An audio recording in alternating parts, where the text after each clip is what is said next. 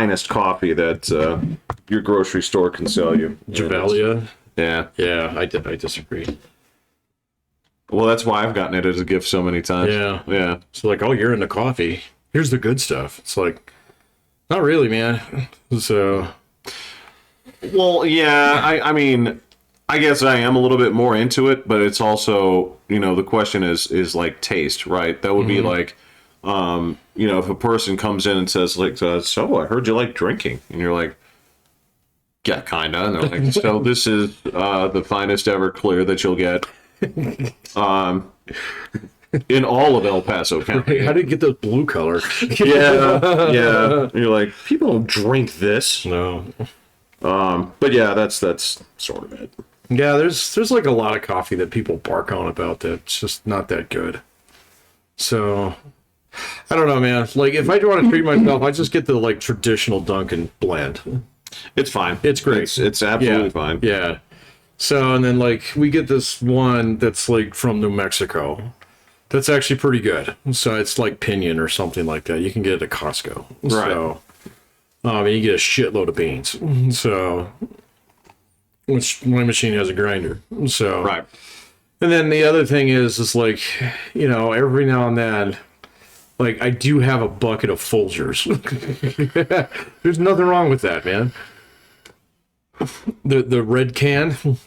I'll wear the red can. I mean, it's fine. I mean, I'm going to tell you this. That's the only thing that if I'm going to equate it to something, that tastes like camping, right? It does. Yeah, exactly. That's what you're kind of going for. Yeah. So, but then, like Javalia is one that I always get as a gift, or someone will give me like some with fucking hazelnut in it, which I cannot stand. So, in my coffee. It's all right. I wouldn't, I'll drink it, but it's not. Yeah. I hate to Adam Jensen this, but I never asked for this, right? It's no. So I mean, there's a few different blends I'll go for. So if I go to the grocery store, there is a local grower, the Boyers guys. Those guys actually make good stuff. I've tried all their stuff. I like that. If I'm in the mood for something different, believe it or not, the Starbucks Blonde Roast is fantastic. Yeah, I like that one. I've actually gravitated towards lighter blends. Yeah, I don't like the really dark stuff, man. So unfortunately, that's what I've served here today because that's all I've got. This is okay. I'm out. I'm going shopping tomorrow. I thought I had one last hit. And then there's a shop. There's a roaster over here I get stuff from, or I'll order from a couple of different roasters around town. Oh, really? Yeah. Oh, okay. I guess I haven't gotten that fancy. So, Chris said, now, in my house, man, my wife used to drink coffee all the time. She's completely switched to tea. So, I have some tea. Yeah. I do. What is she drinking? Just the... I have no idea. She gets it in the mail. So, oh. Yeah, it's fancy. You got to use the little bobber thing. So, whatever that basket is. Yeah. What's it called? That she has to stuff herself? Yeah. I don't know. I don't know either. But this when it comes to is it actually paper or what? The tea? The bobber? No, it's metal. Okay, so she puts it in the little metal it looks kind of like a pen. Pen? It's sort of. You can do the pen there's one where it's kind of like a pen. You open it up like this. You stuff tea in the hole and then close it like this. Right. Yeah, hers is round. It's more like a film canister. Oh, okay. Yeah, okay. It's got little tiny mesh holes on the side. I don't know what they're called. So, but it's just a filter, really. Yeah, that's all it is. You don't have to use your own tea bags. Yeah. Right. Yeah, I guess that's what it is. It's just a tea filter, a tea bag. Yeah. I don't know. I think I don't know who said this. But they said it kind of silently, and they didn't want people to notice. The tea is leaf juice. Leaf juice? Yeah, it kind of is. Kind of is. Yeah, it kind of is. Yeah. I only liked tea when I was sick, so... I don't mind it now. I just, I've got some of the Lipton stuff, the Earl Grey. Yeah. I used to have... I was on a tea kick for a little while, so... This was many years ago, though, man. So, and then I just worked enough places where it's like, oh, there's coffee.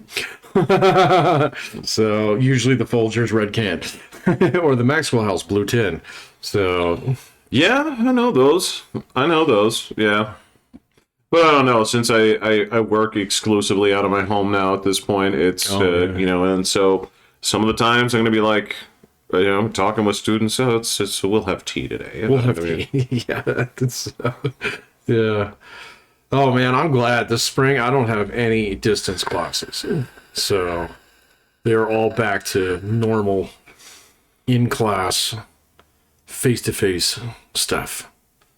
So, Well, that's a change for you, because that means you have to travel. well, I had to anyway, so it's just 2 days a week. So, okay. it's not bad. Gotcha. So, I was able to jigger my schedule a little bit, so that I was like, nah, why don't you let that guy teach that one? So, Fair enough. so I only won't be here 2 days a week. Otherwise, you guys can pay me more.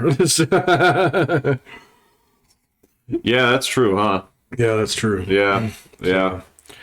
But Throw that degree around now. no, not really, man. But it changes nothing. I get no bump in pay at all, so 0. But I do get to keep my job. So You do, and now, of course, you can prescribe medicine. no, I'm not that kind of guy. Yeah, I can try. So my handwriting's gotten progressively worse over the years. Well, why don't you grab me one of those? You want a gabapentin, or whatever it is. No, do me a call it? favor. Yeah, go ahead and grab one of those loose leaf sheets of paper over there, one of the college ruled, and why don't you go ahead and script me out some Adderall? Some Adderall. Yeah. Sure. We'll chop it up and sell it. So It's like, Jeffrey, you know this is speed, right? it's a speed. Yeah. Yeah. But I don't know, man. Like, just being back in class is going to be kind of nice. So, because I've gotten tired of the Zoom thing. I really have. I don't mind broadcasting, so I don't mind doing that. No. So broadcasting's fine. And so, like, if I did any more hybrid classes, I would do it where I would broadcast. So, but the Zoom thing where everybody turns their fucking shit off now. So, Well, and if you yeah. tell them, hey, turn your shit on, they're like, oh, it's busted. And what are you going to do? Say, no, it's not. Then leave. Then leave. Yeah. Yeah. So it's dumb, man. And so I've had so many students dox themselves badly. Well, you were saying that, yeah. Stuff. We've seen Yeah. half-naked roommates and stuff, and it's just like, come on, man. So it's like, is that your room, really? God, you got a cat in there somewhere? Fuck you, asshole. Right? Yeah, exactly. Yeah. Yeah, exactly. No, I understand. This is, well, you're right, because so we've talked about this as sort of both a like cultural and a psychological phenomenon, is when you have to go somewhere, right? The first thing that you have to do is choose what image of yourself you're going to present, right? That is to say, you have to, number one, adhere to society's norms, and you have to decide what version of what avatar of yourself you're going to send to the grocery store or to a graduation or whatever. Yeah, sure. Whatever have you, right? So generally speaking, people are going to wear things with sleeves and Pants. yeah. They're not going to show up in like, oh, I'm walking today. These are my pajamas, right? Right, It's yeah. whatever, right? But when you're doing things online, those lines blur even more because you are being welcomed into another person's home Yeah. as they are being welcomed into yours. Yeah. Right? Yeah. Yeah, I think there's just a level of work where that's okay. And there's certain jobs, industries, or even class where that's kind of okay too. But as long as it's done in the other way, kind of like how you work, it's like they send you shit to do, you do it, and then you send it back. That doesn't matter as far as remote work goes anymore. But the idea that we're gonna get 10 people in on a Zoom meeting anymore, I think that's kind of dang. And I don't think that's actually gonna survive that long. So. Well, I would think not. Well, okay, unless things change in a significant way where I don't know. To me, Zoom meetings are the new time card abuse, right? Oh, very much so. Yeah, it's just, yes, you're there, Yeah. but if you can say like, oh, you know what, I'm on the computer without a camera, or you can say that, Yeah, sure. you know, it's broken or whatever, right? I get it. Okay, I know what you're doing. Yeah, I know what you're trying to pull. Please don't come into this with the assumption that I'm fucking retarded. It's like, Yeah, yeah, exactly. I'm not. So, I'm not. Please. I'm right? not entirely stupid. I'm not. I understand, right? You don't have to lie to me, Yeah. right? And so basically, yeah, if this is your way of saying like, yes, I'm going to be on the meeting, I'm going to get credit for this, but I'm also going to be playing Bejeweled or whatever, Oh, yeah. right? I got it. Oh, speaking of that, today I was doing something very similar. So, yeah, I got all my grading done. So grades are due yesterday, or today. I got them done yesterday.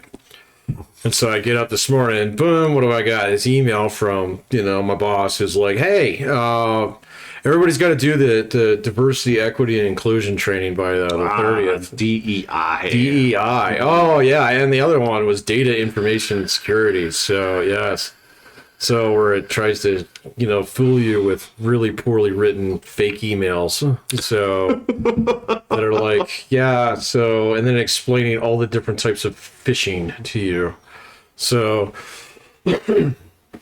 so just like you were talking about earlier, so there's like tons of different types of phishing. I'm sure William knows all this shit. Mm-hmm. So, but there's like advertising phishing, and then like spear phishing, and then like just what is spear phishing? Spear phishing is where you try and get them to respond to an email. I don't remember exactly. I wasn't paying attention during this shit. I was just clicking a button down at the bottom. Is this next? Oh, okay. So yeah. What is it? So phishing is, when you send out emails and you try and get information out of people. So spear phishing is when you target somebody specific. I don't know. No, I'm talking out my ass here. William would know. So I was curious. I was like, is spear phishing kind of like the Nigerian scam or what? I guess, but it comes from within the company. So it's within the company. Okay. I think it's when you someone's like impersonating your boss and asks you. Okay. I've gotten tons of those over the years. So, from my quote unquote dean, and it's like, that ain't you, brother. You don't write like that. You got 2 PhDs. You know how to use the English. Yeah, well, I can't prove it, but prove it. But my dean has never said, "Yo, Pat, my N word" before. Right? Yeah, exactly. In a formal setting, anyway. Right? Yeah. Yeah. So maybe on the side, you never know, or on the court, but whatever. So yeah, it's like 14 steps to his handshake. Right? Yeah. Exactly. So that's only after you've been here for a while. So well, yeah. But yeah, like, so the whole training program doing that. Yeah, sorry, man. So that whole training program is just me sitting there playing a game on the computer on one monitor and clicking, going over every now and then, waiting for the videos to play through and stuff. And it said, would you do X, Y, or Z? And it's like, well, I would do these two because they're funny. Okay, but I know you want me to do this one because it's the right thing to do. And so, yeah, I'm sorry. I'm going to have to tell everybody that, Bob tried to touch Cheryl's butt. So we all saw it, and so, yeah, I'm going to have to call this one in. Right. So, right. Yeah, and it was just like, okay. Like if training, and that kind of training has never gotten better over the course of my entire career. It has never gotten better. So, Patrick, what's funny is I had to do the scripting on the DHL safety videos. DHL, the shipper? Yeah. Yeah, okay. Yeah. Yeah? They have not gotten any better. No. The safety videos are terrible. So actually, it's worse because at least some of those, they used to have kind of like a tongue-in-cheek humor. Oh, yeah. Yeah. Oh, we had great ones on the railroad, man. So it was like, these are all the different ways you can get murdered on the railroad. They have sucked that out. Yeah. That was disappointing. Oh, man, we had great ones there. I mean, we were like running over mannequins with trains and shit. It was great.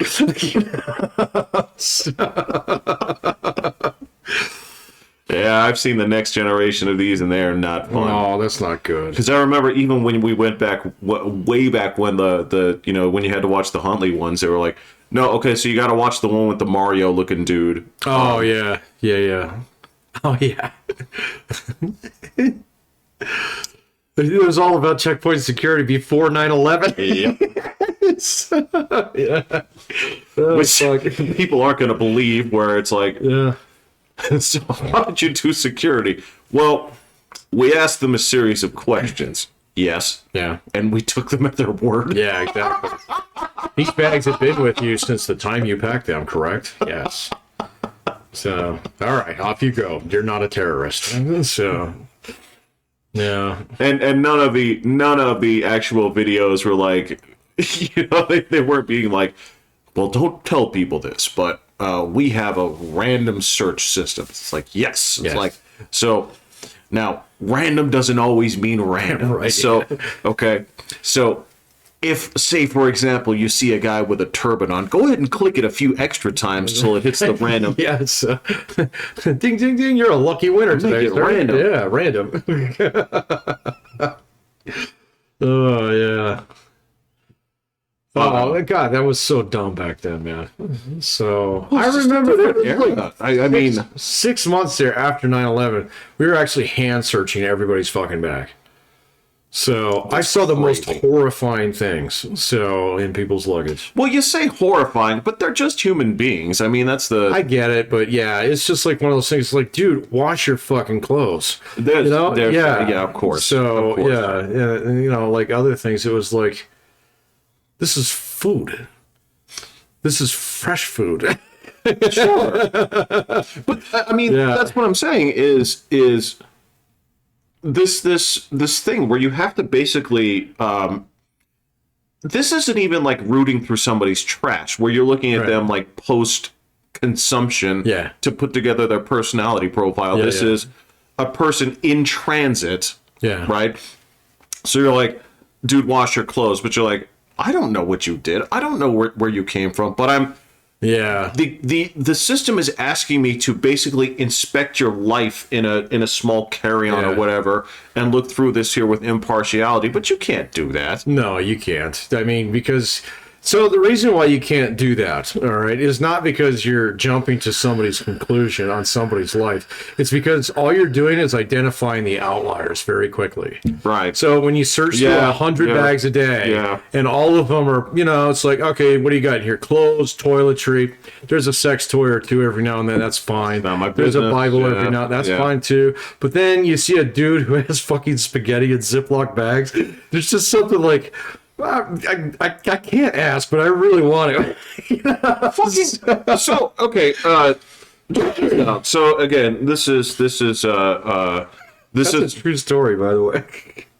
I don't doubt it. I don't know. I don't want to ask specifics about the person. I don't know if you looked into it or so, like where the tag was from or whatever. But you didn't try to piece that together. Like this was something that I talked about with a Chinese student, right? Where she very politely, you know, talked about how her family was quote unquote frugal growing up. I'm like, I understand that, and I understand you're being nice, right? I was like, and she was telling me about how, look, this is a weird thing, but one of the huge things in Asian culture, right, is pocket tissues. Oh yeah. Okay, you're aware of this. Yeah, I'm aware of this. Now, here's the thing: is she was saying like, my mother has a room full of pocket tissues. She won't throw these out. Really? She's right, because if I keep getting these, then I don't have to buy regular tissues and things like that. And I remember I just started laughing on the spot because she's like, what's so funny? I was like, when my grandparents came to visit me from Korea and I was like 8, right? As soon as they came in, right, and they opened up their luggage, keep in mind, they had to carry this off of that fucking peninsula, right? And then to another bigger airport, probably to another bigger airport, and then to this one, right? They had been carrying across the Pacific a suitcase. You can't see how big this is, but Jeff's arms are out, okay? and half the thing was pocket tissues that they brought from Korea. Why? Because, well, I didn't understand Korean, but now that I see this now, it's like, well, if I've collected these and I give this to you, I'm going to help you save a little bit of money on your... Oh, I got you. Yeah. Right? And, I mean, again, that's one of those weird things. Like, if you're checking this and you say, why the fuck do you have all these? Right? You would look at this and say, what's going on? Well, but if you're checking it in Seoul, you probably see that all the time. So, you know, now if you're checking it here and they're sending it back. See, I remember, like, not so much when we were skycapping, but when I worked behind the counter and we do international stuff, I get people all the time, man. It was the Philippines. So... Oh, the ketchup. Ketchup and blue jeans, man. Yeah. So right at 69.9 pounds. Yeah. They had a store in town that would pack that shit for you professionally. You're right. Yeah, you're absolutely right. I forgot about that. Yeah, that's true. That's true. Yeah, but, you know, and so the first couple times you see it, I was like, what the fuck? But then you're just like, okay. You know, and then after, you know, a couple weeks, you see a lot of it. And so you're like, whatever. So 69.9 pounds. You don't even need to put it on a scale. So, yep, there we go. You just eyeball it with your arm. It's like, that's good. Yeah, yeah. Give it a little kick with your knee. Yep. Well, it's like your new like unit of measurement. You're just kind of like, you know, when you're testing things by weight, it's like, how much is a gallon of milk? It's like, it's about a fifth Filipino bag. Yeah. You know, because you know it. You know. You know exactly what it was. So yeah, I saw that shit all the time. And so yeah, if I worked in Seoul, I'd probably, you know, it was like, oh, did you bring enough tissues? That doesn't look like milk. So, you know, and it's funny. This is actually kind of funny too. Is, you know, again, the more I've learned about this culture, like all through that part of Asia, right, is I'm noticing that the culture, like, so the entire culture is needling by nature, right? There's always this sense of like, especially if you're in a position of authority, that it gets pretty fucking murky. It's fine. But there's always this sort of thing where it's not a backhanded compliment or anything per se, but it's your well wish, right? When somebody's going somewhere or something like that, is your... So when you say, for example, like if your daughter is about to go to school, right? If you drop her off, what's the last thing you say to her? Love you. Got it. Yeah. Right? Why? Because I do, I guess. It's a habit or whatever. Sure, right? yeah, all those things, yeah. Okay. If you think about it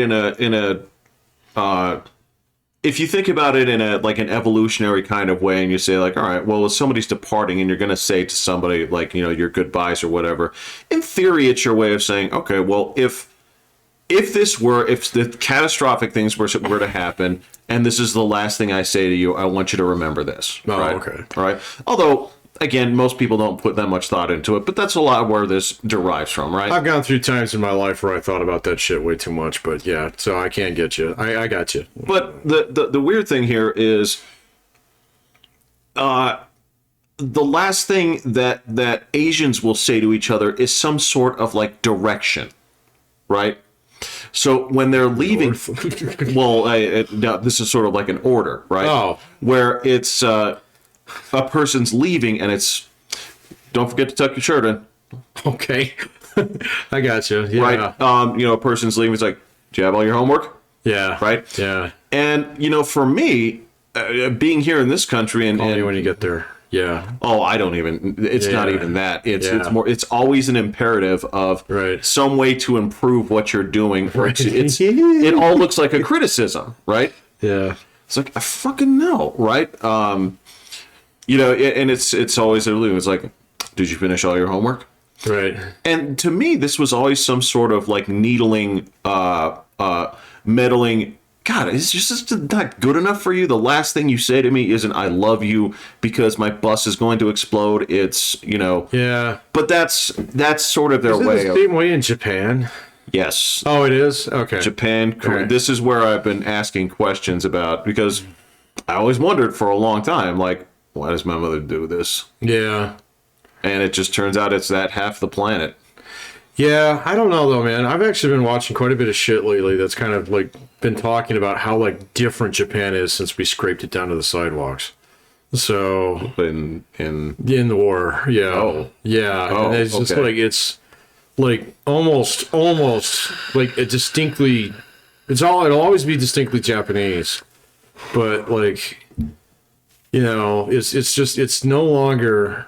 It's not in the West, but it is definitely like of the West. of the West. Yeah. Yeah, and so like I wonder how much of that cultural stuff is just kind of like on the periphery like that, because when it comes down to it, even their fucked up court system there and things like that, it still functions like a Western court. So not in terms of like the innocent before guilty kind of thing, but in the sense that what the court tells you goes. So Right. yeah, kind of Right. thing. And so there is the rule of law, even if it's not applied in the same direction. So kind of thing. And I don't know, man. I mean, so I've been seeing a couple of things on Korea about that too lately, where it's like Korea's like almost there. So South Korea, because Seoul in particular, like the last 20 years, has become like one of the most metropolitan cities in the fucking planet. Yeah. So yeah, and it's huge. And so It's a Judge Dredd fucking mega city. it is, and it's the only one that's really on the peninsula. And so the country is basically Seoul. And That's how my mom says it. yeah, okay. Yeah. And so, and then, yeah, they were talking about the same thing. It's like, so Koreans really big on their democracy and stuff like, don't fuck with it. The courts, what they say goes and things like that. And so, yeah, there's some of these little like cultural things here and there that are definitely distinctly different. But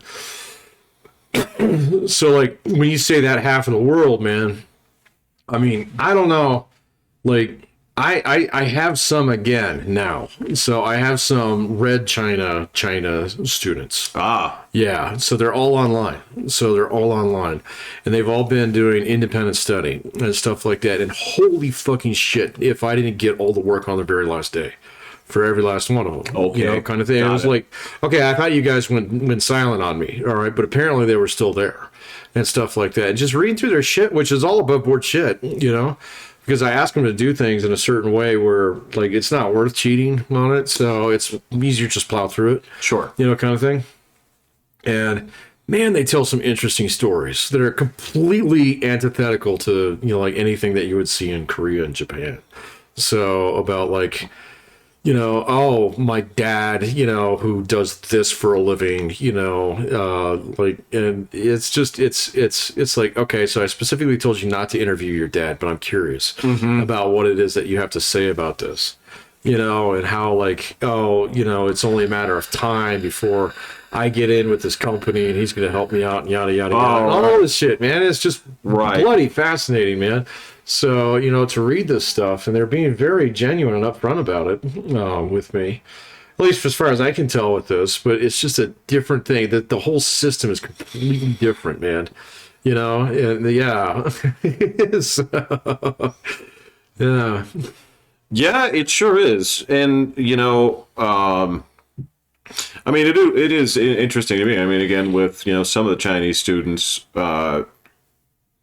especially the ones that are, I've got one that just made it clear. It's like, nope, don't want to go back. So she's here, or he is here? She's here. Okay. And she's made it clear. She's like, look, there's paperwork, and I don't know how this is going to work, but I don't want to go back there. So that means that she's actually very open to answering questions about what she thinks about the political situation, about the government, that sort of thing. That'd be interesting. Everyone that I've ever talked to, I've never had one express even the slightest hint of doubt. Right. Yeah. So, yeah. Well, and the funny thing is that I don't know why they teach this argumentative style of there is severe cases of whataboutism. Oh, yeah. Where it's like, well, don't you think this is well, what about this? Like, not talking about that. I see that in papers all the time, man. Yeah. So, but it's usually not in the context of like, well, what about slavery kind of thing? It's like, well, this company did this, kind of thing. And they completely got away with it. So it's completely cool. So they love to bring up things like that teaches in school where, you know, things like Enron come up, you know? And so it is one of those things where, yeah, it's like, well, you know, not nearly as bad as blah, blah, blah. And it's like, actually, yeah, that was a lot worse, man. It's 10 times. Yeah, 10 times actually. worse. Yeah. Well, So, and then of course, then you get to say like, so here's the thing about American capitalism and things that happen like this. It's like, what? Like, all right. See, the thing is, we get taken from time to time, right? But the thing is, much like when you see, like, when you buy something off the shelf and it has a very specific instruction, like, don't eat this helmet, right? The thing is, somebody ate the helmet, right? yeah, that rule's there for a reason. Somebody ate the helmet, and what happened was they settled for, Patrick, you know the number. It's 1.6 or whatever, basically, so it comes out to an even $1 million after taxes. Right, yeah. It's like 1.62 or whatever. Yeah, take your money, go home. We're gonna put this warning. We're gonna put on the thing that says "Don't eat this helmet," right? So we've got this thing here in the United States where people get taken, but the thing is, after they get taken, people start making rules, right? Yeah. Whereas you can sit there and look at it and say, like, okay, what's worse about this is like, this happened, you knew it was happening. You did it You again. did it again. It's happening now. Yeah. Nobody in your government has done shit, Yeah. right? And you're only responsible. What about Enron? It's like, yeah, the dude's in jail. Like, Yeah. what do you want me to tell you? Well, the guy's dead. Well, He yeah. died of a heart attack. Yeah, man. So, yeah. you know, Madoff is still in jail. Madoff. No, he died. He died too? He died. Yeah. He died not too long ago. So. Of jail COVID? Of jail COVID. Yes. Yeah, you wish. I don't know, man. So. Yeah, I don't know, man. It's been kind of interesting. So just having reading through a couple of those things the last couple of days, you know. So, like, I mean, it's like some of them are really earnest and they're just trying to, like, trying to get ahead and, you know, but then like, a couple of them just engage in this corporate triple speak, you know, and it's like, those words do not mean what you think it means, man. So, you know, it's like, you're not impressing me here. So, in fact, you sound pretty fucking arrogant, you know, on this. And, you know, it's kind of like that, okay. But then you look at it just culturally and look into it, and it's like, oh, okay, I see what you're doing. You're flexing in front of other people there. Okay? Sure. And so you think that's going to work on me. So, and that's fine. You know, I don't care. You did what I asked you to, so here's your grade, you know, but at the same point in time, it's really interesting to kind of see the differences, because I've had quite a few students from Korea in the past, and I've had a few from Taiwan and one or two from Hong Kong, you know, and it's a completely different approach to all this stuff, you know, and so there is kind of like a divide there. Yeah. To be fair, I've never had one from like Vietnam, so I don't know if there's like a half. I'm not too either. I mean, when I was going to school, I worked with, I had students that were Vietnamese. Oh, see, yeah, no, I've never had that. I have had a couple from Singapore. So, and one of them, she fought tooth and nail to stay in the United States. So it eventually worked out for her. So she did not want to go back to Singapore. So, well, you either like the totalitarian police state that is, like, to their credit, man.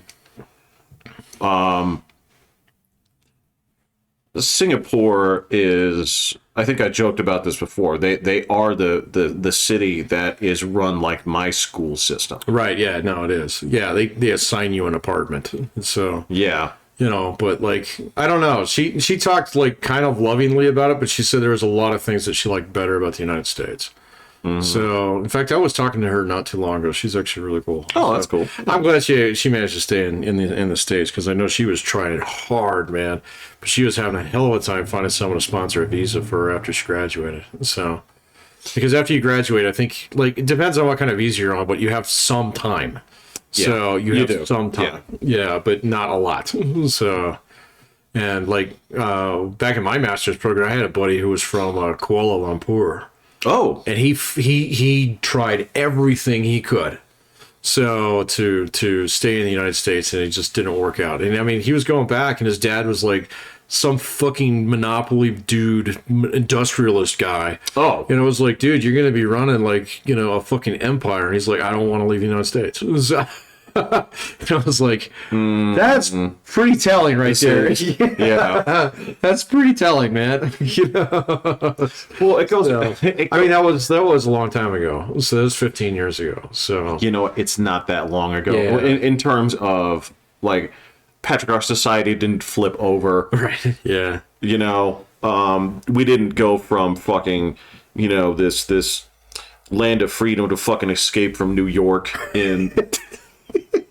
Depends on what news channel you listen to. Well, yeah. Look, my understanding is that there are shades of classic New York, 70s, 80s New York starting to seep their way back into life. All the stabby bits. Yeah, the stabby bits, the kind of the shit where it's like, you know, Times Square is not a tourist place anymore. It's a place where it's like, shit, you don't want to go there, or you don't want to go. What, really? Yeah. I haven't heard that. Yeah. Oh. There's parts of it that are flipping around. And again, you know, there's sort of... Well, I thought that mayor was supposed to be like tough on crime, dude. He's not. Oh, he's not? He's not. Oh, okay. He's kind of an idiot, to be honest with you. They brought him in because, yeah, he was formerly with the Eric Adams, because he was formerly with the police department, but... He was a New York cop, right? Yep. Oh, okay. But he's really kind of like towing a lot of the same shit that his party mandates of him, right? Right. Well, and I would argue, I mean, I actually kind of like supported the idea of this guy is, all right, tell you what, why don't you bring in some of that Giuliani type crime busting by sneaking in a Democratic cop, right? But he bought into the Democrat before he bought into the cop. Yeah. I don't know anything about him. So New York politics is... I don't live there. It's pretty does far come down up on my quite a bit. priority Yeah. list. So, yeah. In fact, like, political news for me has been crickets since I would say, with the exception of, like, the Twitter files. It is Fascinating. It has taken a lot of shit to happen in order for it to actually pop on my newsfeed anymore. So, like, what has actually come up? That's come up several times. Who was it? Kristen Sinema went independent. Yes. That hit my newsfeed. Yeah. So, which I don't get, like, why she did that. I think it's going to make it extremely hard for her to get reelected. Well, there's the two big flips on there, like, And it doesn't change the Senate. It doesn't change who controls the Senate. So it made Joe Manchin king of the Senate again, is what it fucking did. which is fine. Which is fine. I love that dude. So, yeah. So that could be part of it. I mean, there's two big flips on this when it comes to that. She's the most recent, and of course, Mama Tulsi Gabbard. Tulsi Gabbard. Oh, Yeah, she flipped hers. Oh, I don't. a while back. I don't care about her. So I think she's awesome. I think she's fine as a human being goes and stuff. I hate Yes. her fucking America Empire bullshit. I fucking hate that stuff. I do not tolerate that from my candidates. Hawaiian. I don't know what to. Huh? She's Hawaiian. I don't know what to tell you. Oh, Hawaiian's fine. I don't have any problems with that. Well, I mean, you could make an argument that influences the America Empire bullshit, but I don't know. No, I don't think so, man. It's her time in the Iraq War. So that Again, it's from that. If you drew that from that perspective, I don't have a problem with that. Look, the problem here that I have is, if you take anyone in the position of power that they are in, and they still believe that, Yeah. right? That's the part where you say, okay, which market are you catering toward? Because obviously you don't believe Right. it. Once you hit that, Well, I don't know if she believes it or not, man. She's never been in a position of authority to be able to actually influence anything on that realm. So that far up the chain now. yeah. So I don't know. I mean, that's just that would be my major beef with her. So at all. So I don't care that she actually flipped from the Democrat. I mean, she was barely a fucking Democrat anyway. So towards the last, well, she hasn't been in Congress for what, like 4 or 5 years, 6 years? Something like that. Following the presidential run? I don't think she was actually in Congress when she ran for president, was she? That's what I'm saying, yeah. Yeah, I don't think so. I think she was already out. I'm not sure. So, yeah, but no, like I don't know nothing about any of her other stances. That's just the one that I have come across. So, well, she spoke out against her defection was all IDPOL related. So was all what? Identity politics. It's got an acronym now. We call it IDPOL. It has for a while. Oh, I didn't know that. Oh, I'm sorry. I'm sorry. Oh, yeah, my apologies. No, I don't know all the acronyms. So, but I don't know, man. I think like that whole wing of the Democratic Party is going to collapse. So, especially if Joe Manchin is king of the Senate again. Oh man. So there's. Oh, it'll be so funny. So there's a question, Pat, about what are the leading and the trailing indicators, right? Because yeah, sure. This is the thing where you are starting to see bucklings in this where, like, say, for example, a lot of this is going to come from the entertainment side. I know that sounds ridiculous, but... What do you mean the entertainment side? So, like, when you talk about the identity politics piece of things, right, a lot of this you can tell if something is going out of fashion, right? Because if companies have had to readjust their model because, like, this is not selling or this is not working, right? Then it's... There's a lot of that going. It's just ask the guys who are in charge of Paramount Plus right now. What blew up with them? Huh? What blew up with them? They're fucking the biggest show on TV. What is it? Oh, Yellowstone? Yeah, fuck yeah. They make they're making mint money off that. Yeah, they are. And then they have a thing this actually did hit my feed the other day where I guess apparently there was a gay kiss. So, or something like that on one of their episodes, and the fans were rah rah rah rah rah. Yeah. Well, that's fine, okay, but that tells me, all right off the bat, that okay, all right. So, there's still a little bit of reaction to this stuff, but the fact that this show is so fucking popular, just the way that it is, and I mean, I don't know, I've watched a little bit of it. Some of it's really cool, some of it's excruciatingly painful to watch.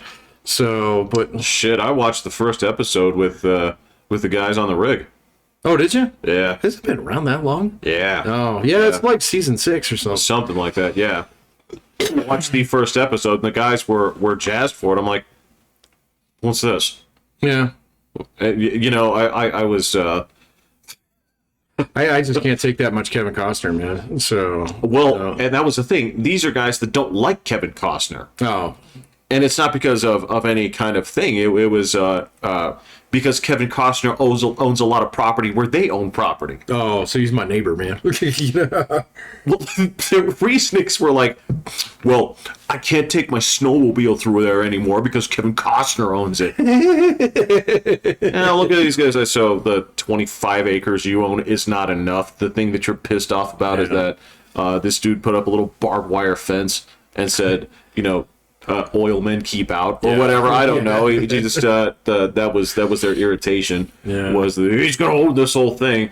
It's like, okay, but they like the show. Love the show. Yeah, see, and so that show, like, there's a couple shows that are kind of like that have figured out, like, over the last, I'd say, 6 months to a year, that just ignoring all that shit actually pays off so much better. And so I think that, like, if you're gonna look at entertainment as a leading indicator, that's a good sign. So, and that's the thing is, if it didn't support that, it would have been dusted, a long time ago. But the fact that it's only gaining momentum, I think they're doing like a spin-off of it now too. They've got 3. So fuck me side. Okay. Well, it's all about like the same family, but one of them has got, and they got old school guys, and like Harrison Ford's in one of them. Yeah. So, and then what did that the previous one was fucking Sam Elliott. So did it, Really? Yeah, that was like... He's awesome in everything, though. Oh, yeah, he's great. So, except for not The Office. What was he in? He was in the Parks and Rec, and he played a stoner. It was kind of weird. You remember that? I was like, you got a 357 on you, right? Yeah. 1 foot in, 1 foot out's okay, but both feet out, yeah. Well, this is the funny thing is I got to, they sort of broke down Disney's financials, and those guys are hurting. They are hurting. Worse than anybody thought. Yeah. Far worse. And there's a suspicion here. Okay, so yeah, they broke down the movie revenues. They're all down.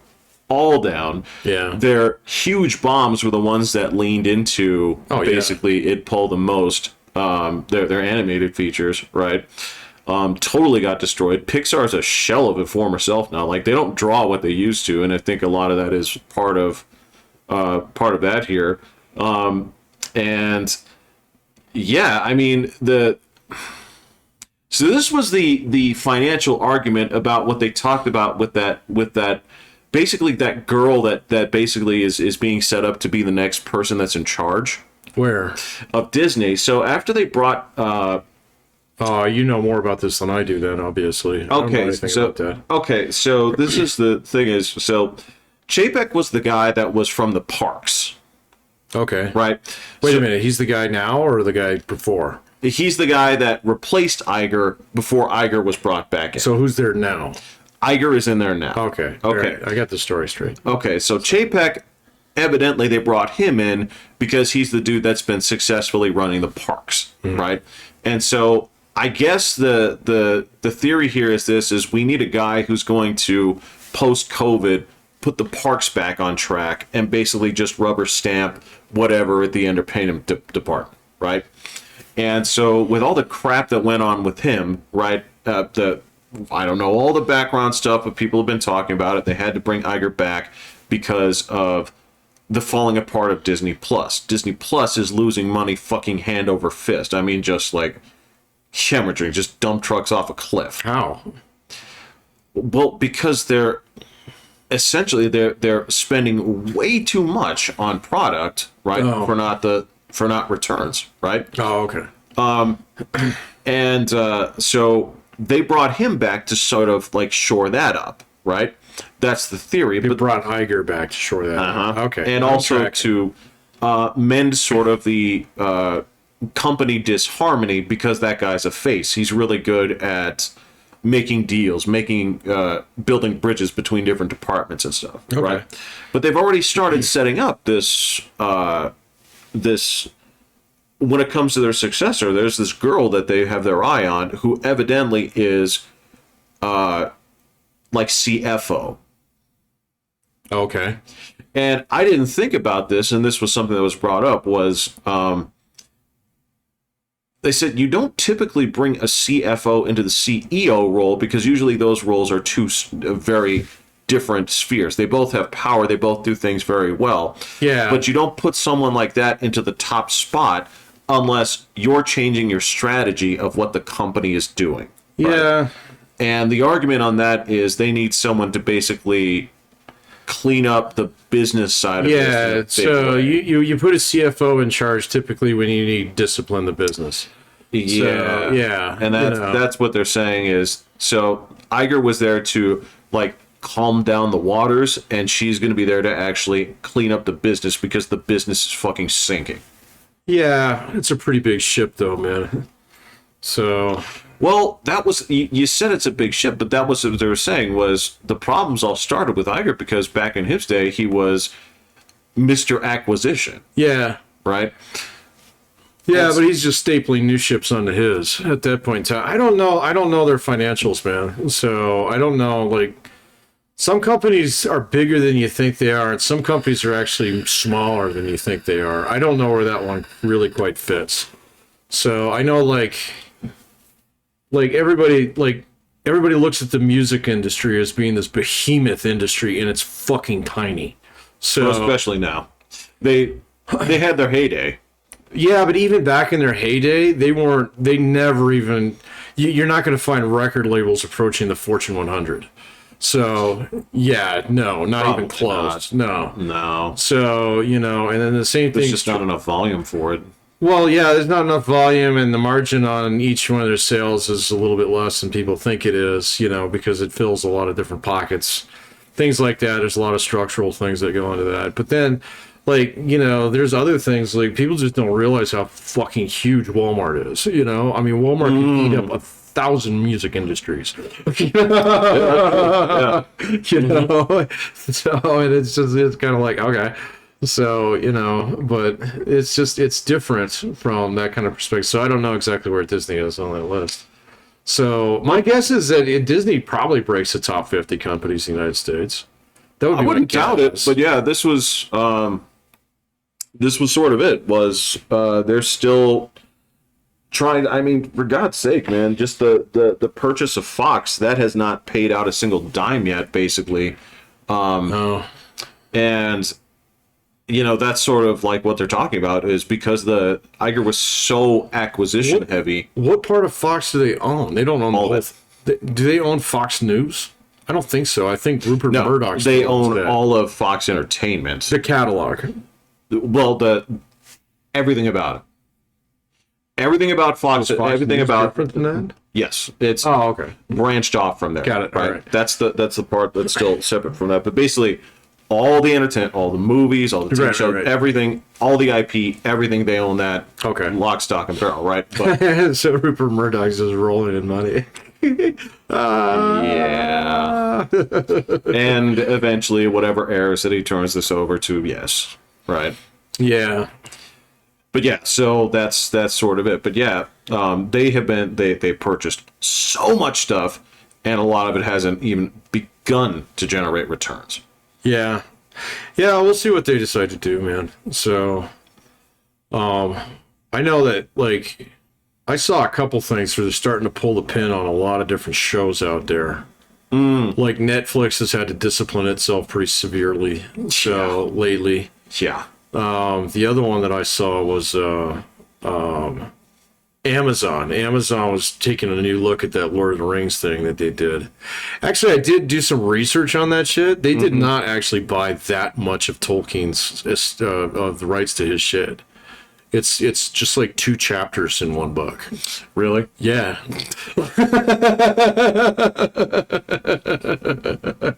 So that's why they're stitching together all this bullshit. So yeah.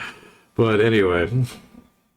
Yeah, we'll have to see. I don't know. So then did your brother go see the Blue Panther pronoun movie? You didn't go see it, did you? No, he called me out on that. He was trying to go early in the week, but both days he was asking. Dude, I was. If I had 2 hours worth of free time, I was lucky. Oh, right? okay. I mean, not that being said, I wasn't that jazzed to go, so it wasn't something where I was gonna like grab a student and say, "Go learn on your own this week. I want to go see this movie." I want to go see this movie. Yeah. But still, I was like, man, these are the 2 shittiest days ever to go see a movie. But I think he went. Okay. All right. We'll wait to ask him about that then. Yeah. So yeah, I'm curious. So well, again, Patrick, keep this in mind. Is if this is another thing, if Blue Panther pronouns doesn't perform, he's just gonna call the movie then. yes, I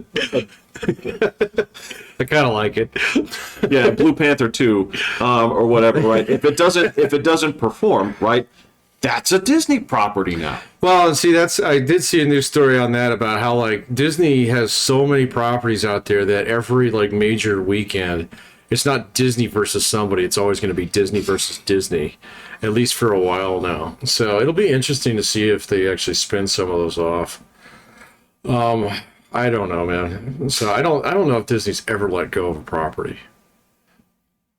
Yeah, that's a good question. I don't know. They've buried them, but it's not like they've released it. So it's not like they've You got new Fox Now movies. well, it's not like I can go to like Netflix and watch the new Tales of Song of the South or whatever. Right, yeah, Because exactly. They sold it. Black Cauldron 3. Right, You know? right. So, I don't think there's any version of that. I mean, granted, I do know that some of their properties are going to hit the public domain soon. Yeah. I don't know. There's been like things where they've managed to fight that off over and over again. For 100 years. Yeah, they pushed it out to 100 Yeah, it's pretty years. crazy. So it'll be odd if they can make the argument that says, no, 100 years is not long enough. I don't know what court is going to be like, you know what, you're right. Yeah. Now, granted, if they want to make the argument that says, hey, we're still working with Mickey Mouse, and we don't want other people putting out, like pornographic versions of this because they can. Like, all right, I got it, but that's not really your call anymore. Yeah, I don't know. I'm sure they'll have lawyers work on it. So I'm certain they are right. Yeah, probably. I'm absolutely certain of it. Yeah. That's how they won that the first time around, but eventually they'll lose. Yeah. And frankly, maybe in our lifetime. Nobody gives a fuck because you're going to watch the Disney version of Mickey Mouse, and frankly, you aren't doing anything with it anyway. They got a new animated show. Yeah, he's the mascot, but he's not the big deal that people thought he was. No, of course not. That's changed. Yeah, all those cartoon characters are kind of long gone. Yeah, well, I mean, they're still on all the kids' channels and shit, so you can find some pretty good ones on there. Yeah, I went on a bit of a cartoon kick last week. So, yeah, no, there is actually a Disney. I mean, I was just catching clips of it on YouTube because I don't have Disney Plus, but apparently there is a pretty good Donald Duck, Goofy, Mickey, Minnie, Daisy show that ran maybe like 2 years ago. It was actually really well animated. Really? Yeah, it wasn't that goofy, fucking CGI shit that I used to see at the doctor's office when I was taking my daughter over there for her shots. Yeah, the fucking no squash and stretch animation. Yeah, it's bad. Yeah, it's bad. No, the new one's actually pretty good. And it's also not the same fucking bullshit flash animation where it's like, why do you never turn sideways? Why do your eyes just move from left to right? On a yeah, I'm tracking there, man. Would you bend your fucking elbow? Yeah, I know. No, this cartoon was actually pretty well done. It looked like it was done by the guys who did like either Billy or Mandy or something around that time. That whole cartoon era, yeah. So you'd recognize. Dig those guys up. Wow. Oh, I watched a bunch of that last week too. So that I still have. This is your new thing, huh? It's... Hey man, I just have YouTube scrape cartoons, and so and then I just spool them. So I'm doing something else. Judge you on this. No, man, nuts. I got you. So, but it's just kind of fun, and this just like really, really lighthearted, harmless entertainment. I love it. So, I mean, so much shit. Trying they go back to Yellowstone, man. That's one of those things. It's like the dude's now the governor of Montana. It's like, oh, this show's gonna get all fucking serious now. Fuck this. I don't want to talk about politics. That's fine. No, I'd rather talk about this thing that sucks souls out of everything. And ooh. Fair enough. No, again, I have no. Obviously, you enjoy what you enjoy. I mean, there's a reason that it's calling out to you. Yeah. Right. Now, I'm not going to sit down here and say, like, let's discuss this, psychologically, because I wouldn't know. That wouldn't be the first place. But there's a reason that, I would argue there's a reason that people reach out for the entertainment that they do. Yeah. Right? What that is, I don't know. Yeah, I don't know if I can necessarily put my finger on it either. So... I don't know, but ever since the midterms, I've just been really burned out on all the news and stuff. And so it kind of, I did, like I said, I did read all the Twitter file shit. It's just fascinating. No, I mean, Matt Taibbi's great. I love him. So there's people trying to make it a nothing burger, but it's not. No, it's not. No, it's not a nothing burger. And we're definitely going to get hearings on that as soon as the Republicans get their hands on the House. And so, and they'll discipline the FBI and they won't do it again. So. It depends on how sorry they say they are. Well, see, that's something that actually didn't really... Fucking ridiculous. I don't know, man. There's a piece on it that... I didn't know this, okay? But it's shown up in a couple things. But the whole, the NSA surveillance program, they did pull the fucking pin on it. It's gonzo. Mm-hmm. And so, and there's a bright red line about who you can do, observations on and who you can, whether or not you can query, Google for information based upon certain things and the whole FISA court and all that shit. Man, so, a little bit of sunlight every now and then does send the roaches back onto the fucking fridge, And so it'll be interesting to see what they do with that. But I think Taibbi's done a pretty good job on that. Barry Weiss actually went after Elon Musk the other day. She did. That was interesting. Yeah. So, and look, I was there for all that. well, you follow on Twitter? Oh yeah. You see, I was following on a Substack, so I got to read it later because I'm not on Twitter, and so I get kind of the 2,000 word version. Buddy, this is crap right here. This is the most contentious battleground. If you want to go out there and start some shit, that's where you do it. No, I'm too busy watching Billy and Mandy. No, all right. Don't get me wrong. You're totally fine with that. But yeah, this was. I mean, this is where they talk about, if you go to Wikipedia, which is a fucking partisan rag now. Yeah. Parts of it are still pretty good. Yeah, parts of it, but not a lot of it, because all the editors are basically one-sided. And they talked about, there's an article about like the Thursday Night Massacre. What's the Thursday Night Massacre? When when seven journalists caught a 2-day ban. Why would there be an article on that? Like, they didn't actually get killed. Nope. Oh, okay. Yeah. Nope. But they caught like a 2-day ban from Twitter. Why? Yeah. Because, well, you understand why. Well, one of them was that girl at the Washington Post, the Libs of TikTok lady, right? Wasn't it? Libs of TikTok has been banned before, but that's from the old regime. No, I get that, but You're talking about Taylor Lorenz. Taylor Lorenz, that's right. And she's a shitty human being. Oh, really? Oh, yes. Oh, okay. She's the fucking worst. I don't really know that much about her. So here's I don't read the Washington Post. you shouldn't. Yeah, but I used to pay for it a long time ago. it used to be a good paper. It used to be so a good paper. Ultimately on this here, just to give the brief version is, so the reason that these Keith Olbermann was one of the ones that got dunked too. Fuck that guy. Well, so here's the thing is, why does he keep showing up? okay, well, so here's the reason that the Thursday Night Massacre happened was, so the Wednesday before, okay, there's basically, you can look for the photo, but there's a guy who was stalking Musk and his kid, right? Oh yeah, I heard about this. Okay. So yeah, and so where they got the information from was from basically like people that were doxing Musk, right? well, there was that guy who was tracking his jet. And that's part of it too, right? Yeah. So Didn't he offer that guy money at one point in time? he did. Yeah. Okay. He did. Yeah. And at this point, it's sort of like extortion, but whatever, right? I don't care. What is extortion? Basically saying like, pay me off. I'm going to keep posting where you are and you and your jet is. So I thought the guy refused that. he did. Oh, okay.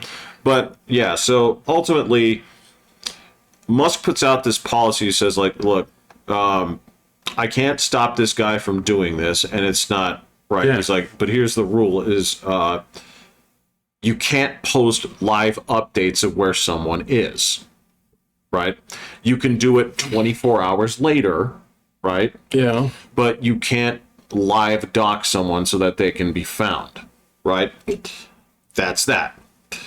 And so, in defiance, a couple of journalists were like, nah, fuck you. And they decided to keep posting the link about where to find Musk, right? And this was the day after his kid got... Well, you can't necessarily find him. All you can find is his jet, right?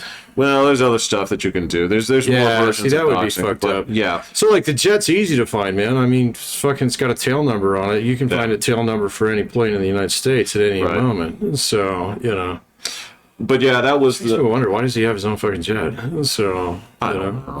I was like, dude, he's the richest motherfucker in the world, man. Just fucking charter one. I don't know. I don't know either. So, But that being said, right? so he booted all them fuckers off. Well, because they kept posting a link to this. Yeah. And he's just like, you're gone. Okay. Right? And so fucking people exploded. They were like, oh, Mr. Free Speech. Oh, you don't believe in what you... It's like, okay, I gotcha. Yeah. So, But I also like if the So- dude says the rule is 24 hours. That's okay. Like I get it. Yeah. As a matter of fact, and that was the thing was, so these guys are openly doing this shit. So that was one of the things. Again, I'm not gonna, especially if you're in the journalism sphere and you say like, hey, I side with the journalists on this. I'm not going to fault anybody for saying like, hey, you came after us, right, as a group, okay? Because I would also argue, whatever side that you're on, shit, I had this, kind of sort of semi-argument with somebody about something else, but it's like, even if it seems reasonable, never just willingly relinquish your rights. Always go down with a fight. Right, because then it becomes easier for people to kind of pull them away from you bit by bit. Like, all right, They'll come for you eventually. Yeah, sort of. Right? Now, keep in mind, these are people that that left communist Russia. So, all right, I got it. But so that's why they got the hook. These were supposed to be permanent, but one of the things that Musk has been doing is he goes out there and he throws out polls. He says, hey, I'm going to put this to the people to decide. Oh, him leaving Twitter or as a CEO? Well, everything. This is what he's been doing is the Vox Popular thing. That's how he says it, right? That's the joke. Is he'll throw out things about policy and says, hey, I got the poll open. Okay. I'll abide by what you decide. So he said, should I reinstate these people? Yeah. And the argument was yes. He says, it's what people have said. These people are back, right? Yeah. So I get why, again, as a journalist, Barry Weiss was like, oh, this sucks. This shit, even like Greenwald kind of threw some shade at that. Greenwald went after him, man. Yeah. I mean, that dude's a fucking honey badger. And like, so I do subscribe to his Substack and his channel, man. And so when he throws shit up there, I see it almost immediately, And it's just like, do I want to listen to your screeds today or not? So that one I chose not to listen to. So It's fine. I knew what he was going to say. So, He did. He went after him hard. But like, that's the thing is people are like, oh, I thought you weren't going to ban people for criticizing you. I'm like, you want to call that criticizing? And again, you're journalists, right? So stand up for your crowd. I don't have to agree with you. Yeah, sure. Right? But I like the fact that you're actually doing this. And this is where he let him off the hook. But the funny thing was people were spinning this into some kind of like, look at this totalitarian nut. I'm like, guys, just go back 3 months, man. You don't have any clue what fucking a totalitarian nightmare this piece of shit was. And this goes, that's the thing is, this is in the midst of releasing all the bullshit that was going on in that company, where you were actually having government control and exertion and influence over this thing. Yeah. They're like, oh, but this guy's banning us for like doxing his kid. I'm like, no. Well, yeah. I don't know, man. After reading through all that stuff, like, the government thing doesn't bother me as much as I think about it some other people. The thing that bothers shit out of me, man. Well, yeah. But I can see the FBI doing that. So, for non-nefarious, non-political reasons. So I don't know. I can spin that as not political. I don't think the FBI is as politicized as people think it is. I mean, I get it. A lot of people don't think that's a popular view, and I have yet to like fully form my opinion on that one. But fair enough. All right. But I would tell you that I see less and less evidence of it than people like to see. So particularly with the way that it's structured. But I haven't done all the reading on that yet. So, but the other thing is like, obviously Twitter was a fucking rotten organization. I mean, just the way that it was actually structured is amazingly bad. So, I mean, I was actually having, as someone who studies this shit, I was actually having a pretty good time reading through those things to say, like, oh, this guy has no idea what these two guys over here are doing. These three people over here report to this dude who has no fucking clue that these other guys are working on the same task. It was just like, oh my God, man. So this is obviously organized by a stoner. Got it. It's organized by a stoner, and it's organized by a stoner, and there's a lot of people where he just turned to certain folks and says, "Oh, you got this? Okay, no worries. I'm not going to look at it." Yeah, exactly. Yeah. So, and then the thing where was it the one the other day where they said, Jack Dorsey was basically like, he's not a CEO, he's Twitter's spirit animal. It was really fucking funny, man. So it was like, oh my gosh, and this company wields so much influence, and it's like organized like a fucking bad version of Coachella. Got it. Yeah. So, I can't even say Coachella. It's fucking Burning Man. It is. Yeah, it's Burning Man. Yeah. It is just. It is straight up just. You're not there to buy things. You're out there to barter. Some dude in a fucking Gumby outfit comes to you with some bottles of water, and he wants some of your pot, and he's like, I need a ride back into town, man. and you look at that fucking lunatic lady that was part of Trust and Safety, and man, did that position get to her head. That one really did. I mean, I thought it was really interesting when she started knife fighting with Ro Khanna on that one, and it was like, all right, man, I'm not a huge Ro Khanna fan, all right, but he actually came out of that looking pretty good. For me, I was like, yeah. I am now. Yeah, no, I mean, I had seen him on a lot of shows before, and I was like, man, you're an arrogant prick, aren't you? But then, he was like, like constitutionality, you are an attorney. So, he didn't study this shit, I assume, somewhere went to law school. So, but yeah. The fact that he came in there, he's like, the way he prefaces it is like, not that I really want to, like, stem the tide of things when my side is winning, but guys, would you please take a look at this? Yeah. That was actually, yeah. So at that point, I was like, shit, man, you get it. That was pretty good. So, yeah, I'd like to follow Barry Weiss a little bit more, but I'm not willing to pay for her shit. So, I used to read her stuff. I used to read her stuff when it was free. So, well, actually, no, I used to read her when she was back at the New York Times. So, when I used to pay for that paper. That makes sense. Yeah, no. And then she got canned. I remember that.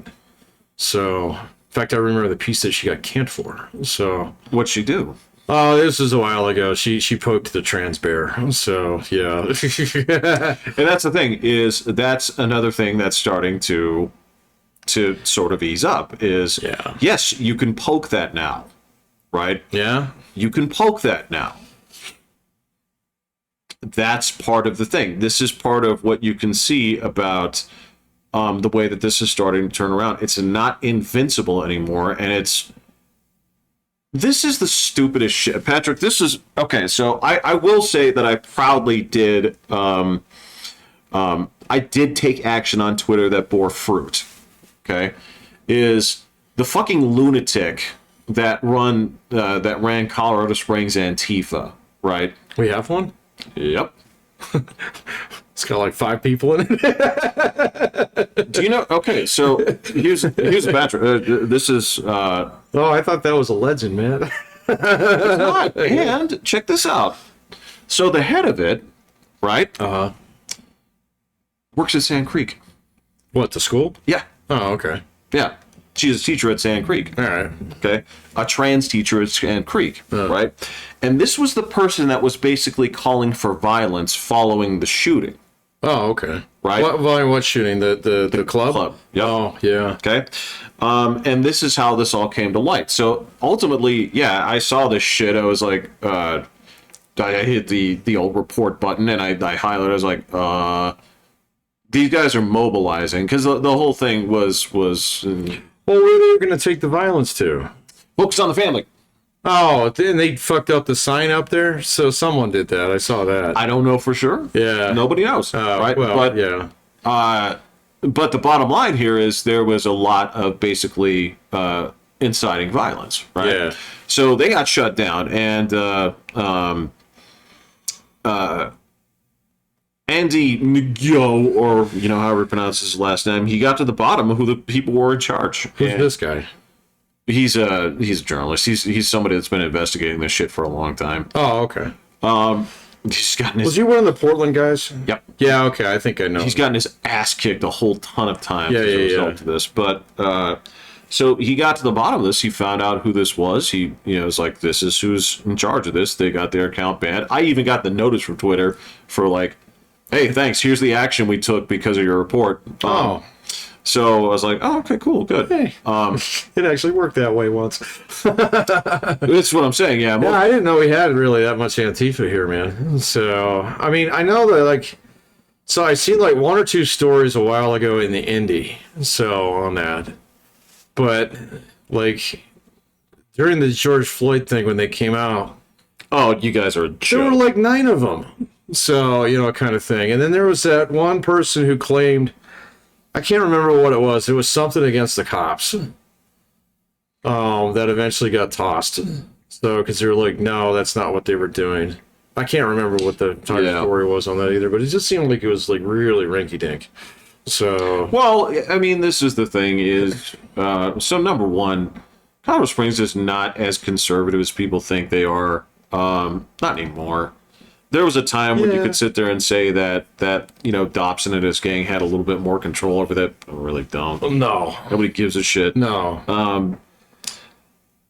I mean, so like I still think here in Colorado Springs you're going to find a higher concentration of evangelical organizations than you will just about anybody else in the state. Yep. So with maybe the exception of Castle Rock.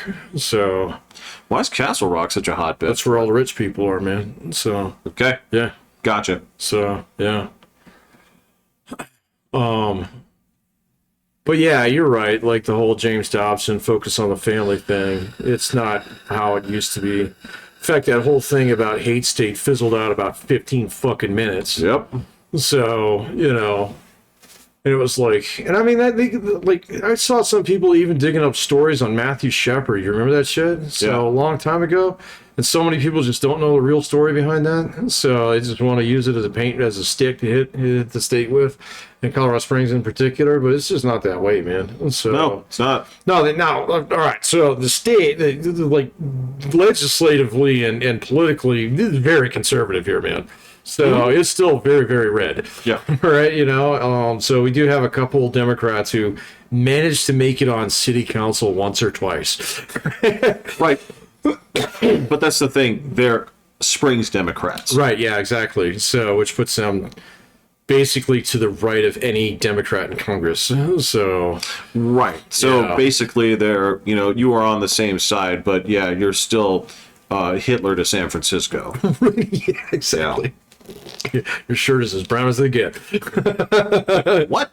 What? No idea how hard it is for me to get, elected in that state, in that city. It's impossible. Yeah. So I think we've had like 3 or 4 at one point in time, but it's always like the same districts, man. So, it was like your old North End guys. So you're, maybe down by Mill Street and stuff, or out by Manitou, Old Colorado City. Yeah. Shit. Yeah. Yeah. So, but everybody else, no. So. No, that's fine. Actually, I think that generally speaking, I think that's the more that I think about it, I'm starting to think about Colorado as a very politically healthy place because of that lack of like pure dominance, where it's like, yes, over there in the capital and the People's Republic of Boulder, there is a strong and absolutely strong blue, foothold, and it should be, right? And then you say like, okay, well then, you know what? There should be a somewhat sizable counterbalance, to this, where it's not all just one way or the other. You do have to represent different groups, Oh, there's tons of that, man. And even in Denver, there's huge pockets of Denver that are extremely conservative. So yeah, that's true. Yeah, that's true. People forget how big that fucking area is. So yeah. So you get out near Jefferson County and stuff like that. Yeah.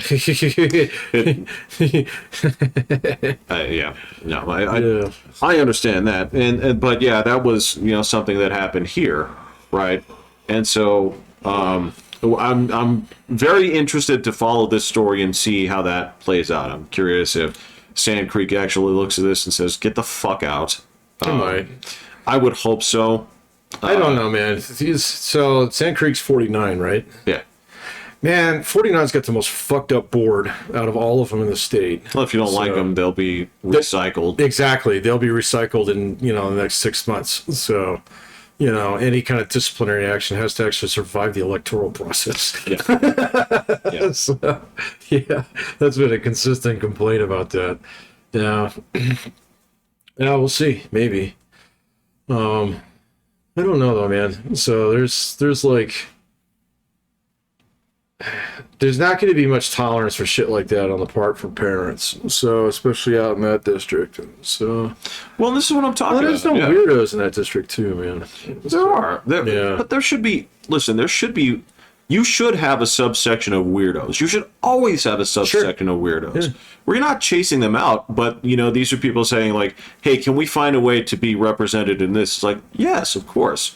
But when you start coming in and saying, like, this is what people have had a problem with, and this is where they're saying, like, well, asking for representation is not demanding capitulation. Right, yeah, absolutely. Which is sort of where look, when people trace it back and they're going to say, how did this, who were the forerunners that basically put an end to this fucking nonsense, right? It's going to start with two places, right? It's going to start with J.K. Rowling, who, God bless her heart, said, you can call me all the names that you want, but the truth of the matter is everybody is still buying my books. Yeah, I'm a rich bitch. If you're questioning whether or not I've done good things with my life and my money, it speaks for itself. Yeah. I'm not going anywhere, and I'm not going to apologize for shit. Right? Yeah. And then, of course, the movement, the real movement on that is going to be out of Florida, right? Yeah. And again, it's not me saying, like, this isn't the point. The whole point here is not that I am anti-trans or anything, because I don't give a fuck. The whole thing here is when you ask other people to redefine their reality. Yeah, don't tell me what to yours. Think. Don't tell me what to think, fucker. Yeah. Nah, I get that. So, we'll see. I don't know, man. Like... And if you start applying this to children, go fuck yourself. Yeah. Now you have lost the... Now you've lost the game. I think that one's already been... That chicken's already been chased out of the coop, man. So... We'll have to see. So, but, the whole thing, like... I don't know exactly how that came to light.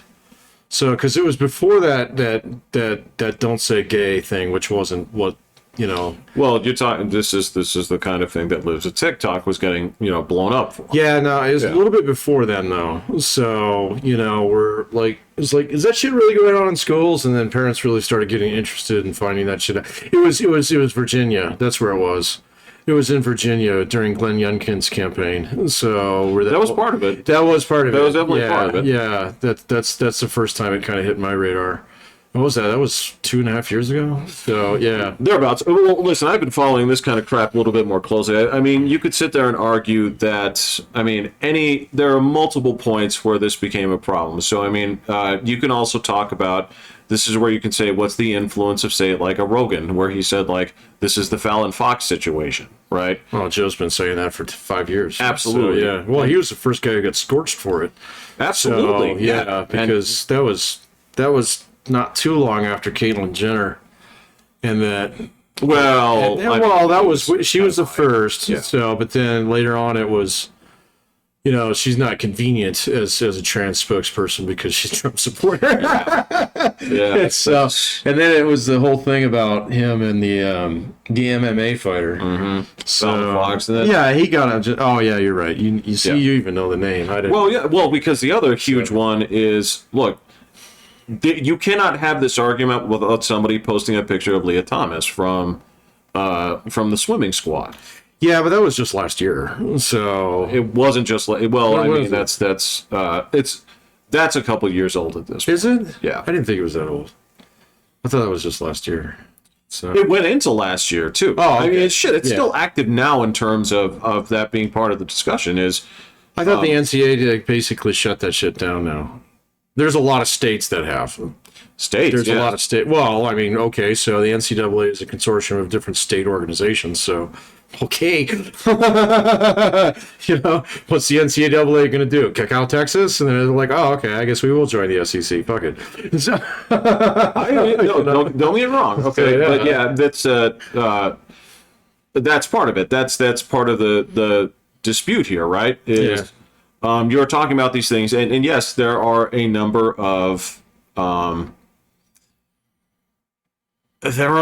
things that are coming out to light about. Look, the biggest problem I have about bullshit like this, okay, is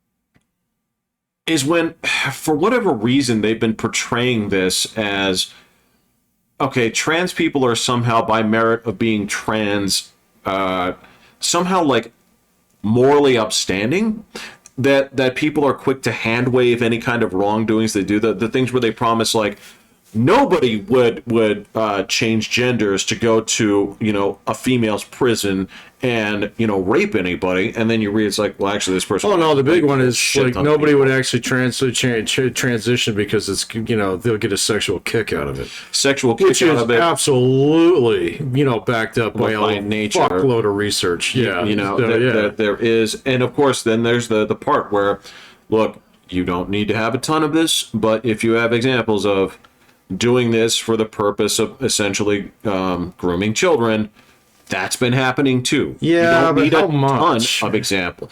Well, because here's the question. I'm curious on that one, man. I mean, like, so there's a guy that I follow, and he's really good, and he's extremely conservative, but he points that one out. He's like, well, that's just a weapon that we learned from the other side, and now we're using it in the exact same fucking way, and it's bullshit, and we shouldn't do that. So... Well, what you're talking about. So, how much is that really going on? I guess that's the question. I haven't found a good answer for that. So here's the nature of the problem that you're describing here. Is okay. Number one is to equate being trans with being groomer, which is the same thing that people used to do with being gay. Yeah. Okay? Exactly. So this is like, okay, be careful when you walk this line. Right. But the question is, this has been the big fight. This is where the whole Florida thing comes into, where it is, all right, can you even introduce this to young people without it coming across as as sexual in nature? Yeah. Right? Yeah. Because you and I both know that there are extreme consequences to exposing children to sexuality before they are mature enough. Sure. Yeah. Right? It has a measured impact, and we've known that, like, even just straight sex or whatever, right? This is no. You don't need to convince me of that. All right, fine. All right, but so this is the thing: is they're like, okay, well, so should sexual identity be made a thing to young children, right? Yeah, and that's where the debate goes. That's where it's like, I don't think how you can actually stand on the other side of that debate and expect to win it. So you get any 10 parents out there, 8 of them are going to say, "What the fuck is this?" One of them is going to be like, I don't really care, you know, so we talk about all that shit at home, so whatever you do at school is not my problem. And the last one, you might have one who's like, oh, yeah, no, absolutely. I cannot see that you would actually put that in front of too many people and they would actually be cool with it. But yeah, that's where they're finding it. Yeah. It exists. I understand that it exists, but, like, so when it's found to exist, does it sustain itself very long? So, you know, because I can't imagine a PTA anywhere in the United States that would be cool with that unless it was, like, actually in San Francisco. And they just tossed a bunch of their fucking guys. So, even they're not that cool. So, you know, it's one of those things. And I mean, to his point, you know, the guy who made this argument too, he was like, if we will find it in one or two places, there is the guy who's a shop teacher with humongous rubber jugs. So he cannot survive very long. Okay, but still there. I get that, but you're not going to find him there in like 2 years, and you're not going to find clones of him in every fucking school in the United States. So, you know, like, how many of them are actually out there? So, you know, was this guy just one freak amongst, you know, and is he, like, literally the only one? So, you know, and likewise, they find, like, instances of, you know, you have one teacher here, one teacher there who are particularly, like, involved in this stuff. That doesn't mean that it's part of the fucking curriculum. It means that it's part of that guy's curriculum. So, but that's the problem. Yeah, I get that. And so bust his ass. And so, you know, but, like, okay, that should be something that should be fairly straightforward to handle, you know, because it's not like you have to flip over an entire fucking district. So, you know, or do you? It depends. What do you mean by it's a yes or no? I mean, there entire districts out there where this is a bona fide part of the curriculum, and every teacher has to teach it this way, and every class has to be visited by somebody with rubber jugs. Well, obviously not. Oh, okay. But so obviously, Well, that would get me upset. So, if it's one fucking guy who's going off map with his own curriculum, get rid of him. So, that's fine. So, you won't get an argument about me. I totally understand what you're saying there, but yeah, there's a certain amount of like self-policing that Sure. you don't address it until it's an issue, right? Right. Yeah. But it's not happening. This is something where it's like, well, it's sort of incumbent on you to actually filter. So basically, this is like the first of the year fucking meeting, right? Yeah, you should be. You're like, hey, yeah. this shit doesn't fly. Yeah, no, this doesn't wash. I guarantee you, in districts around here, there's no way that you're going to find any sex education. There's that freak show over there in Sand Creek. You're not going to find any sex education in an elementary school in this state. I would be shocked if you did. So, in this whole state, I betcha. So, I know you're looking at Boulder up there, but that place is a little bit more conservative than you think it is. There could be like maybe there, but also because I mean, there's money up there. There is, but it's there is. But there could be some spots in Denver that wouldn't surprise me. Yeah, possibly. It wouldn't surprise me. So, especially since Denver is like one ginormous school district. So, well, this is what I'm saying, man. Like, so if you're asking me if it's not happening anywhere in the state, I'll bet you if I worked hard, I could find it. Yeah, I think you'd have to look really hard. So, I mean, it's not like you're going to walk over to, like fucking school over here and trip over it the minute you walk in the door. So, well, okay, because at that point, trust me, I'd be salting the results where I'm like, this reeks of sex ed. And you're like, yeah, exactly. Nah, man, this Jeffrey, you are really reaching with this. Like, I'm just doing anything I can to not lose a bet. Yeah. Where you're like, well, they said the word sex once. Right, yeah. It said it on the form. So you owe me $5,000. Right. Go ahead and sue me for your 1.6 million so it rounds down to 1. Yeah, so I'm sure I could find an example of it. And yeah, of course, that's not including basically because this is to imply that like straight people haven't done this shit. Of course they have. Right. So, yeah. Of course they have. So, I think you'd have a hard time not finding it in most high schools in the United States. So, except for like the most evangelical schools, so Catholic schools, things like that. So, a mosque school, you would have a hard time finding like any sex education, anything like that. So, but in any public high school, of course you're going to find it. So, but that's not equating to grooming. So, and it's certainly not the same as like teaching it to fourth graders. Right. Not at the high school. Shit. Like, as far as I'm concerned, let me put it this way. All right. Being a person who has been such a staunch, I don't know, free speech extremist at times, I will argue, especially within my field, I can't teach literature without some form of it's like oh yeah, sure. I go in there and say like, oh, I'm teaching I can't not teach Shakespeare without. We're gonna throw it all out now. Now I can be part of that fun for me, and I always got a kick out of this, was to be as aloof with it as possible, right? I thought it was fun to act like I was totally embarrassed to talk about it, right? So you speak about this in euphemisms and all this other sort of things, like that's cute. But you have to acknowledge that it exists. Sure. Right? Well, duh. I mean, never I don't know. I don't want to get in the whole pedagogy thing, but, never ever deny reality. So, if they can see it with their own eyes and you tell them, nah, that's a cow, and they say, no, that's a horse, and you're like, no, motherfucker, that's a cow. Eventually they just don't believe you anymore. So. Well, unless I have the facilities to electrocute them, then this is not going to be effective. See, that's different. Yeah. Right. So that's that other part of Korea.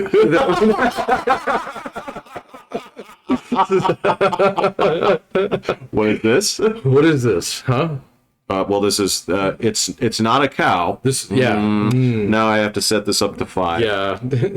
What is this? It's cow. It's totally a cow. Yeah. It's whatever the deer leader says it is. Right. All right. Any last thoughts? Not really. No. Okay. Unless there's. No, nothing. Okay. Not without, basically, if anything I do there is going to open up a new can of worms. Save it for next. You know what I mean? Yeah. Right. So, So, it's fucking cold outside, so we'll do it. We'll do it again next. well, and we're not alone in this. Evidently, a large swath of the United States is feeling the chill. I guess we're just getting the tip of it, man. So, like, everything north of here is just like fucking frozen tundra. So, Well, if this is just the tip of it, man, then I have. I had Californians complaining about how cold it was today. some parts of California does get pretty Yeah. cold. So, yeah. Yeah. So, oh well. Not my problem. California. Yeah. So, yeah. All right, I'm Pat. Hey, I'm Jeffrey. I'm hitting the button. Cool.